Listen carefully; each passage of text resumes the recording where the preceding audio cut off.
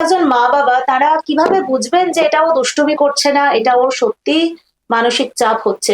দেখুন, বাবা মায়েদের সব থেকে বড় ব্যাপার হচ্ছে তাদেরকে বাচ্চার বন্ধু হতে হবে। এটা হচ্ছে ফার্স্ট।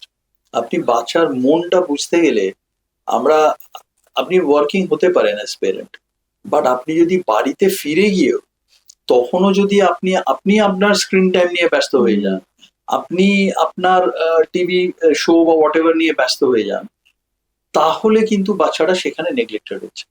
অর্থাৎ বাচ্চাটা প্রেশারাইজড হচ্ছে কিনা এটা বোঝার জন্য আপনাকে বাচ্চাটার সঙ্গে ওই কোয়ালিটি টাইমটা স্পেন্ড করতে হবে। আপনাকে সারা দিন বাচ্চার সঙ্গে থাকতে হবে, কিন্তু আমি বলছি কোয়ালিটি টাইম। যে সময়টা বাচ্চার সঙ্গে থাকছেন ওটা যেন টোটালি তার জন্য হয়। অর্থাৎ বাচ্চাটা যেন একটা জায়গা পায় ওপেন আপ করা।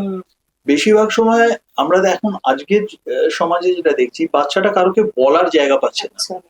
মানে তার জন্য কারো যেন সময় সময় মানে আপনি একবার একটা কোথায় খাওয়াতে নিয়ে গেলেন, কি কোথাও একবার ঘুরিয়ে নিয়ে চলে এলেন, গিফট কিনে দিলাম, এটা সব নয়। সে আরো বেশি কিছু চায়।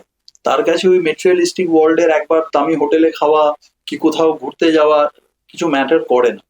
সে চায় সর্বক্ষণের আমার একজন বন্ধু সাপোর্ট থাকবে। সেই সাপোর্টটা বাবা মা যদি সেই মতো দেয় তাহলে কিন্তু খুব ইজিলি বাবা মা আইডেন্টিফাই করতে পারবে যে আমার বাচ্চার কোথায় প্রেশার হচ্ছে, কোথাও হচ্ছে না। আর আগে কি এত কাউন্সেলিং ছিল? তাহলে এখন করতে হচ্ছে কাউন্সেলিং কেন? বিকজ এবং বাচ্চার যখন কাউন্সেলিং হয়, বাচ্চার কাউন্সেলিং তো হয় না, হয় প্যারেন্টাল কাউন্সেলিং। বাচ্চার কি বুঝবে কাউন্সেলিং? একটা 5 বছর 6 বছরের বাচ্চা কাউন্সেলিং এ কিছু বুঝবে না, তার পেরেন্টসরা বুঝবে। তো সেই জন্য আমি বাবা মায়েদের বলবো যে আপনারা বাচ্চাদের সঙ্গে বন্ধু, তাদের সঙ্গে মিশুন, তাদের সঙ্গে তাদের চাহিদা অনুযায়ী মিশুন। তাহলে কিন্তু খুব ইজিলি তারা বুঝে যাবে যে আমার বাচ্চার কোনটা চাপ হচ্ছে, কোথায় আমি বাচ্চাকে একটু আমার হালকা করতে হবে, কোথায় সে মানে আরো তাকে এগিয়ে দিতে পারবে, বাচ্চার আচরণটা পড়তে পারবে। এই সময়টা দিতে হবে।